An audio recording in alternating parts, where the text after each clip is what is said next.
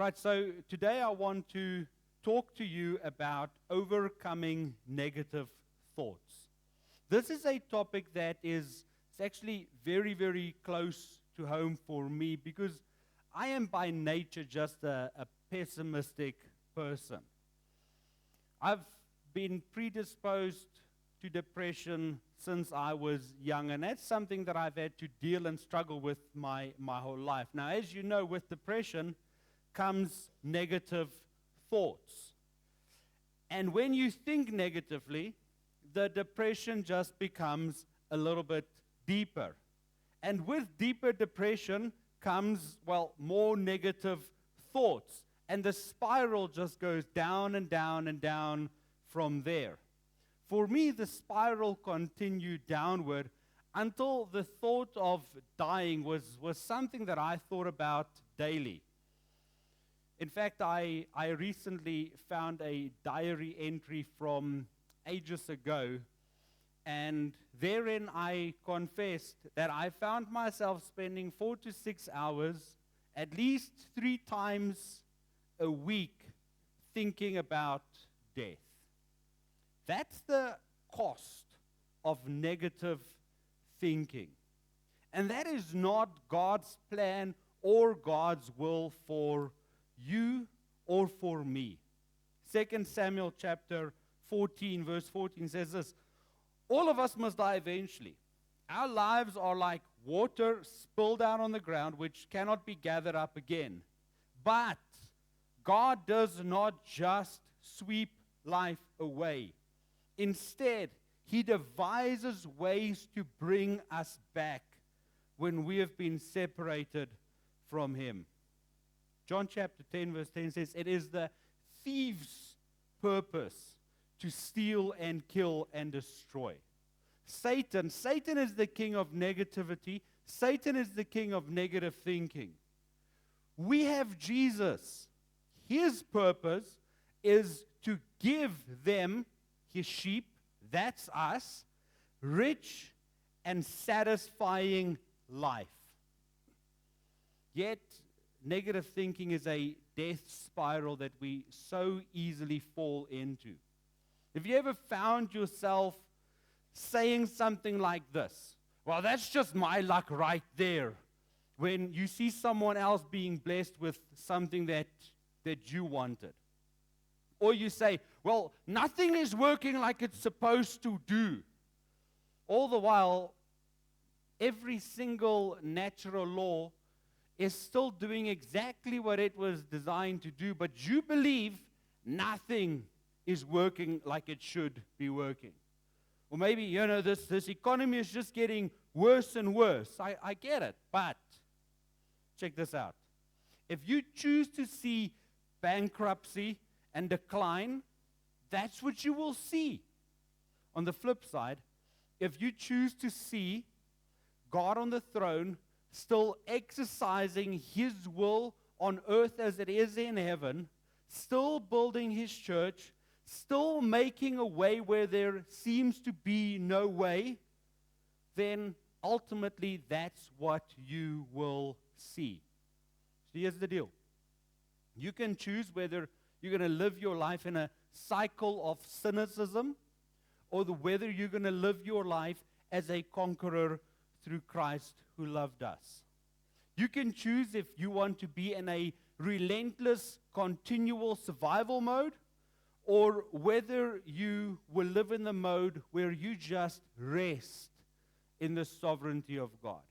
You can choose if you're going to live life in timidity, or whether you're going to live life triumphantly through Jesus. You get to choose whether you are going to apologize for simply being alive, or whether you're going to live excitedly in the authority of God. You can choose whether life will be pathetic, or whether your life will be lived in the power of the Almighty God. I don't think anyone here wants to live a negative life. However, this is what I've learned. Negativity and cynicism, that can become a very, very cozy comfort zone. In that comfort zone, you can hide and you can absolve yourself from taking any responsibility, because all you do is you say, well, it's that one's fault. It's the economy's fault. It's my father's fault. It's the neighbor's fault. It's my wife's fault. It's my child's fault. And then since you don't expect anything from life, then in turn, nobody expects anything to be produced by your life. If that's you this morning, I know exactly what you're thinking. One of the things you're thinking is this, okay, but how do I escape negativity? Because that negativity is like a gravity that's pulling me down. I just want to give you 3 scripture-grounded things that I have found helped me to overcome negativity. First up, recognize negativity as a sin, and then you confess it. So for this one, let's backtrack to the Old Testament. You remember that God leads his people, the ancient Israel. He leads them out of Egypt, and they are free from 400 years of slavery. Now they've got freedom again. Now they've got a future again. They have rights again. But with every right comes responsibility, and the first responsibility of living under the freedom that God gives is to worship God and not to worry God with constant nagging and complaining. These guys did not get the memo. They complained. So they walk out of Egypt. They're in the desert. They didn't have water. They complained. Then they get water, and then they complain that the water is bitter. Listen to this. Moses, the people complained, and they turned against Moses. What are we going to drink? They demanded. So then God made the bitter water sweet, and he actually sent them into an oasis in the desert with cool, fresh water and shade. Next complaint, hear this out. We don't have food. All right? They say, if only the Lord had killed us back in Egypt, they moaned. There we sat around pots filled with meat and ate all the bread we wanted. They're lying. They got the bare minimum. They're complaining like this. But now you have brought us into this wilderness to starve us all to death. Oh, so terrible. So God gives them manna from heaven every single day. Food falling from the sky every single day. Next complaint.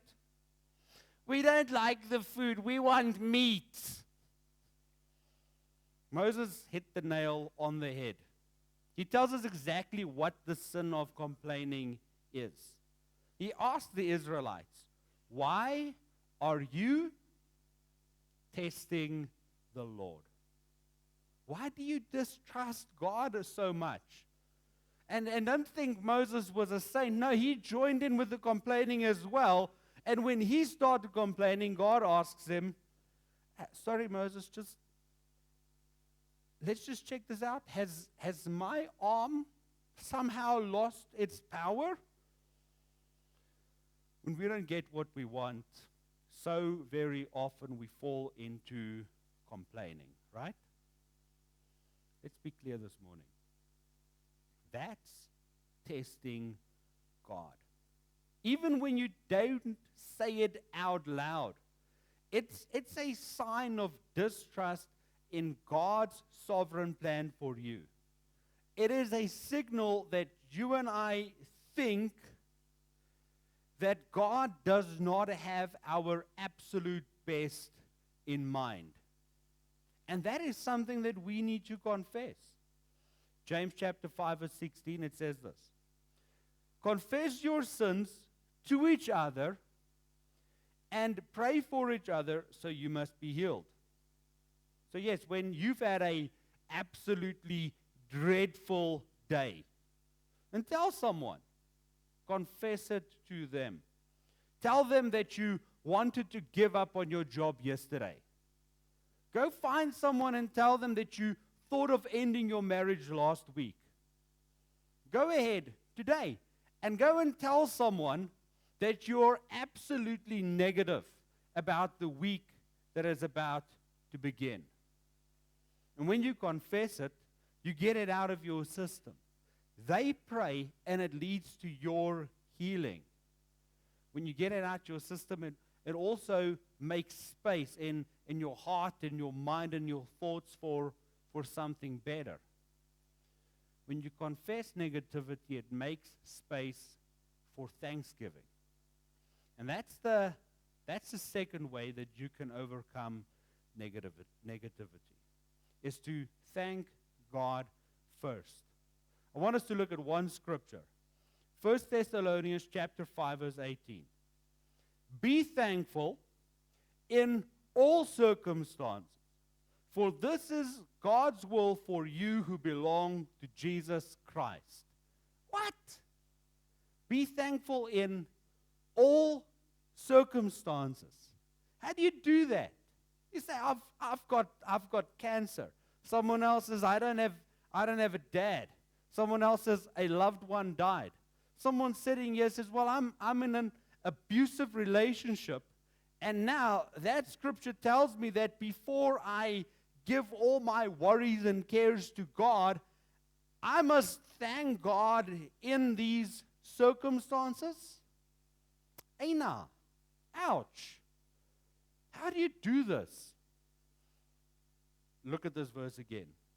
It doesn't say you must feel thankful. It tells you be thankful even when you don't feel like being thankful. And then when you discipline yourself to be thankful in the very turmoil of your life, very, very soon you will start feeling thankful. Here's how I learned this. It changed my life. It transformed it. It can do the same for you. One day I had a lot of negative thoughts. I was angry. I asked, Lord, how could you take these dreams away from me? How could you bring so much difficulty over my path while you bless some of your other children in absolutely extraordinary ways? Then the Holy Spirit convicted me towards thankfulness, but I wasn't feeling it. So this is what I did. I began writing down all the things that I could be thankful for on one side of a page. Started simple. I said, thank you, Lord, that I'm alive. All right, Lord, thank you for my kids. Couldn't think of anything right away. Looked outside. Lord, I thank you that plants can grow. Lord, I thank you that there's rain. Lord, thank you that YouTube can teach me how to fix my car. Lord, I'm thankful for this handful of sheep that I'm blessed to have. Lord, I'm thankful for difficult people in my life because they teach me patience. And so it went on. Now check what happened. By the time I got to the end of the page, I was on a roll.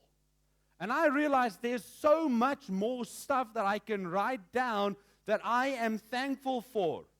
At the same time, I literally began to forget the stuff that I was so ticked off about just a few minutes earlier. I could barely remember 5 of them. And then, when I wrote down those 5 things, then I started seeing God's purpose in every single one of those pressure points in my life. My complaints list became a second thank you list because then I could start seeing God's provision and His protection even during these trying times. So aside from learning how powerful thankfulness to God is as an antidote to negativity, one of the things I realized is as humans, we are a peculiar kind of creature. There can be 99 positive things going A-okay in your life and one negative thing. What will we do? We will fixate on that one negative thing and completely forget about the 99 other things. God wants us to turn this around. He wants your thoughts to be upbuilding thoughts. That's the third thing that helped me to overcome negativity and negative thinking.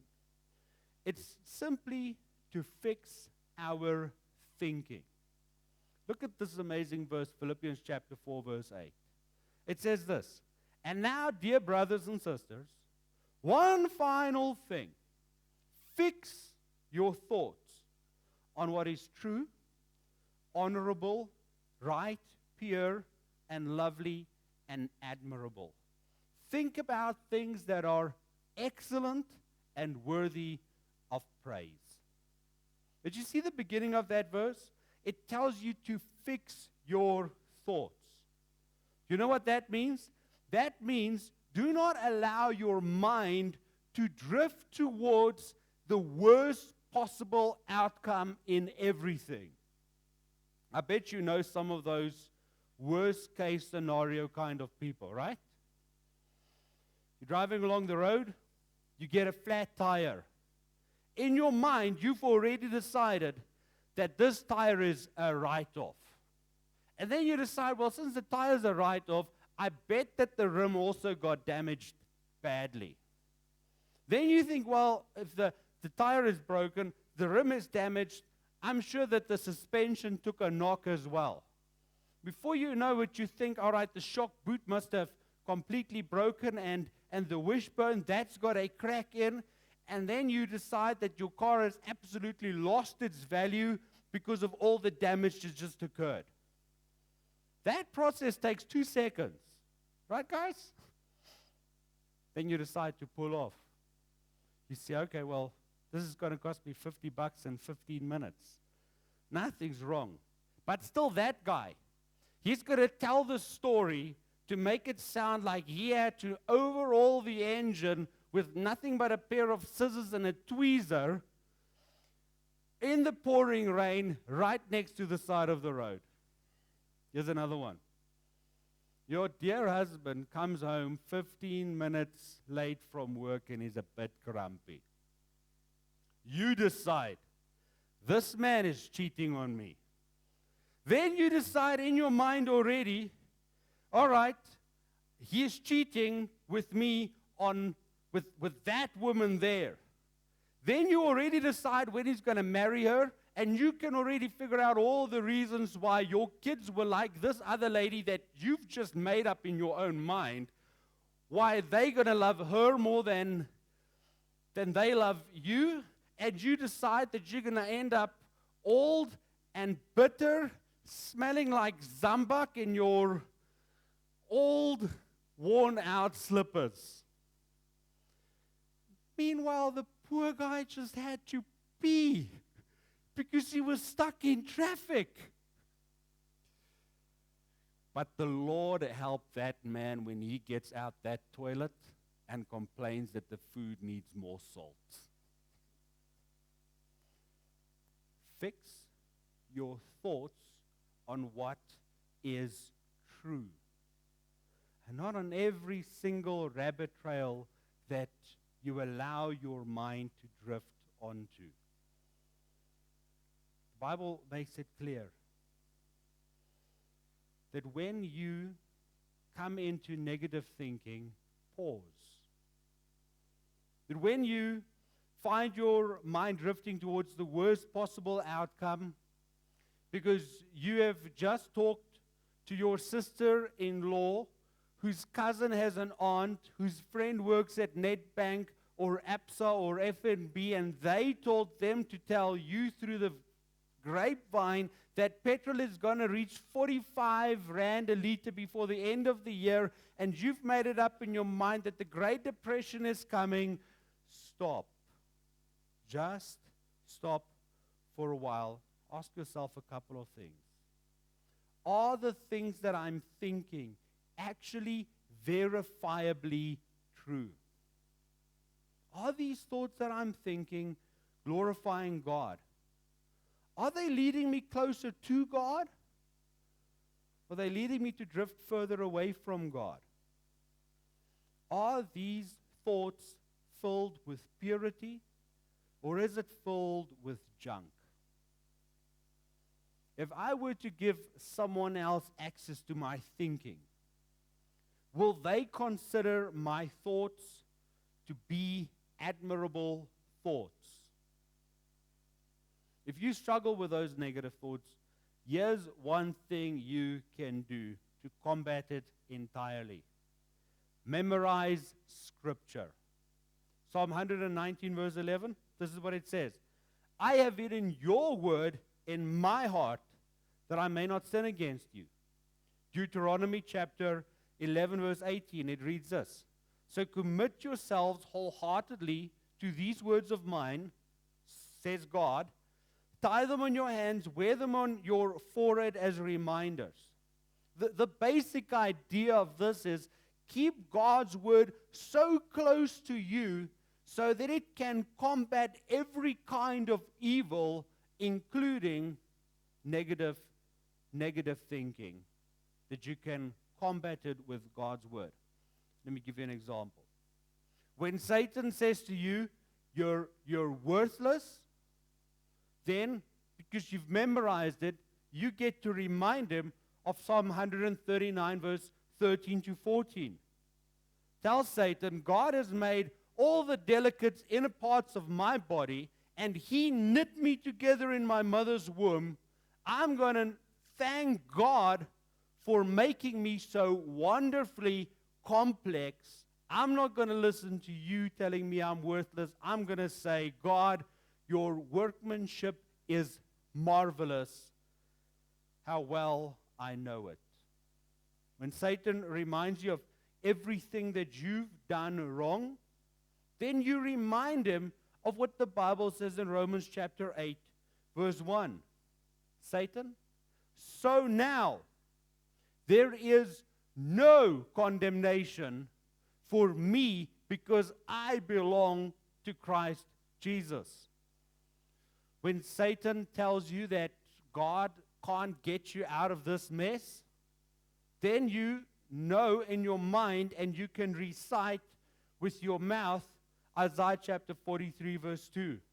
When you go through deep waters, God says, I'll be with you. When you go through rivers of difficulty, you will not drown. When you walk through the fire of oppression, you will not be burned up. The flames will not consume you. Satan tells you, look how dreadful things are going for you. Clearly, God is nowhere. God says, the righteous person faces many troubles, but the Lord comes to the rescue. How many times? Each time. Here's what I want you to do today.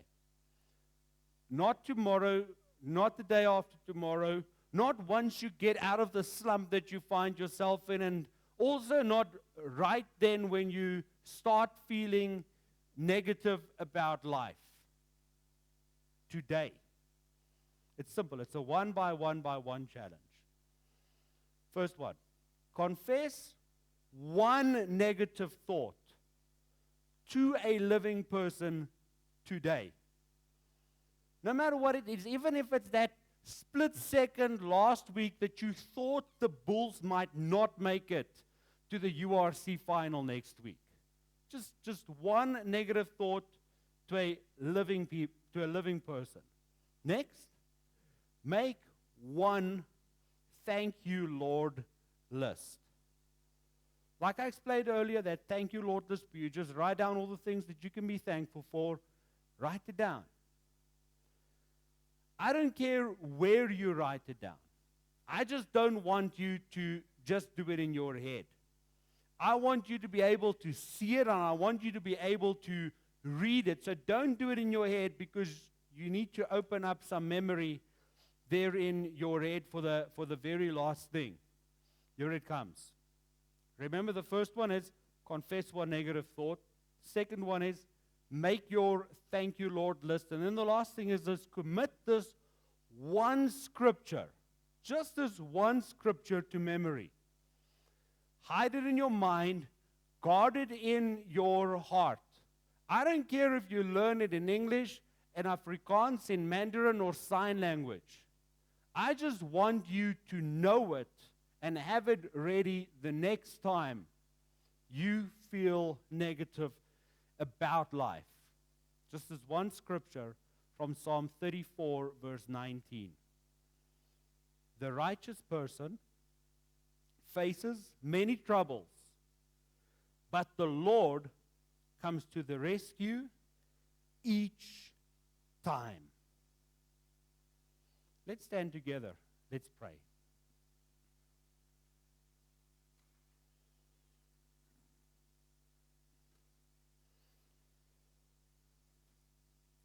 Father, we are not left to the devices of mere positive psychology, trying to pull ourselves up by our own bootstraps, trying to think a better way into the future. We know the author of the map of our lives. So, Lord, thank you that based not on mere human words, but based on the authority of God, we don't have to live with negativity. Thank you, Lord, that we can entrust ourselves to the God who spoke creation into being. Yes, and Lord, I pray that you give us great favor as we confess our shortcomings and our negativity. Father, I pray that you'll bring to mind so many things that we can be thankful for, that we can learn how to ride the wave of thankfulness every single day. And Lord, I thank you that we can know, trust, and even memorize this one fact, that we are going to hit obstacles, and sometimes we will crash, but because you are there, we will never, ever crash and burn. Pray, Lord, for your gracious hand to be on us, for your blessing to be on your people. Amen.